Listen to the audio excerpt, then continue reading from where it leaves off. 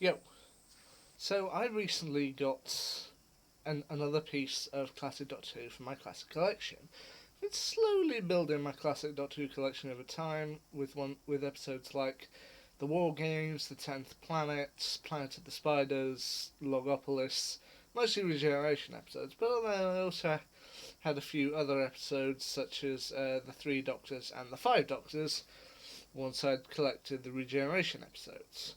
But this but I have recently added a new piece that's neither a regeneration episode nor a multi-doctors set. And that is the box set of The Beginning. Essentially, this is a set that includes the first three Doctor Who stories: An Unearthly Child, The Daleks, and The Edge of Destruction. While I will put up videos for The Daleks and The Edge of Destruction when I've watched them, I'm currently about one episode into the Daleks. The one that I'm going to speak about today is the very first episode, the very first story from 1963, An Unearthly Child. The setup of this episode: two teachers at Coal Hill School, Ian Chesterton and Barbara Wright, played by Jacqueline Hill and William Russell, they become slightly suspicious and curious about one of their students, Susan Foreman, played by Caroline Ford, a 15-year-old who seems to know much more than she should. It appears ahead of her time.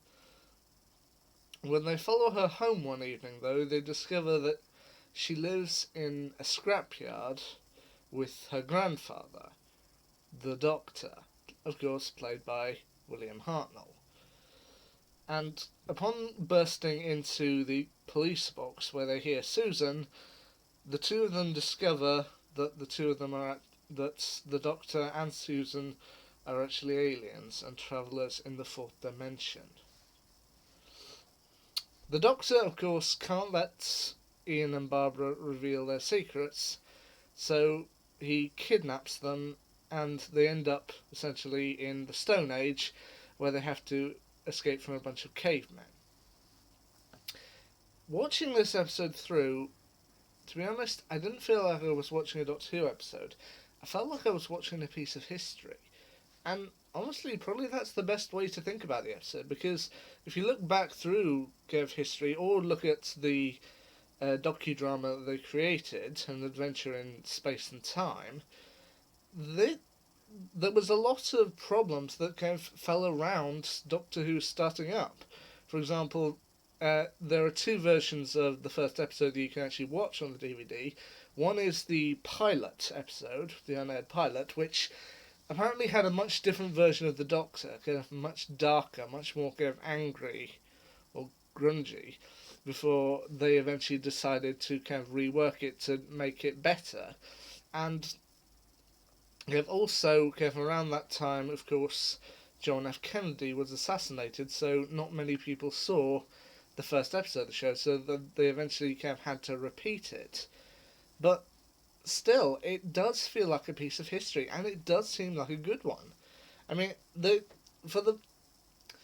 course, the show wouldn't really hit its stride until the next set of stories, that being the Daleks. But for the first few goes, for the first go at least, the antagonists they have to face, those being the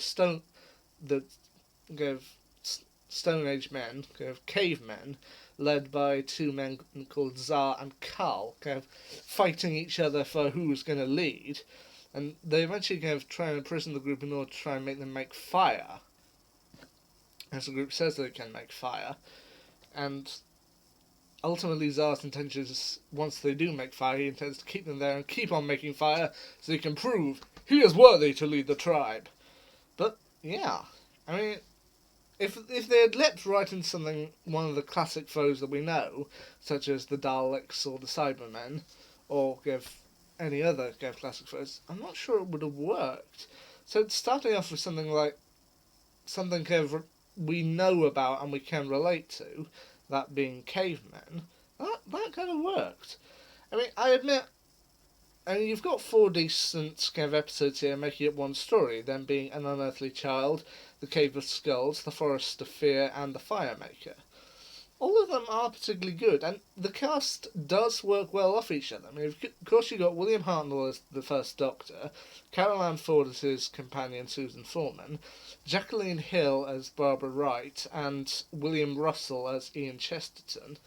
They all work well off each other. I mean, I admit kind of at the end of the very first kind of episode of this, the end of the Unearthly Child episode 1, I didn't quite know what to make of the Doctor after watching that, because we know that after this fact the Doctor is going to go on to become one of the universe's greatest heroes in all of science fiction, but kind of seeing him kind of being so cold and distant while essentially kidnapping Barbara and Ian, just I didn't know what to make of it. I was just like, whoa, this is a new side to the Doctor that I personally have never seen.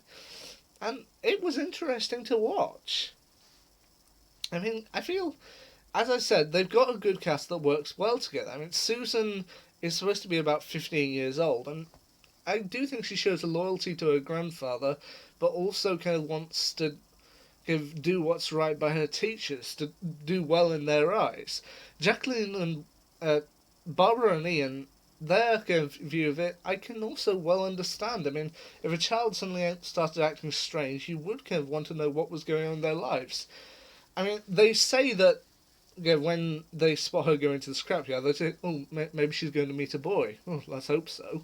Kind of hoping for some degree of normality, but I think if I was a concerned parent in that situation, I probably would have also been thinking, is she having some problems at home?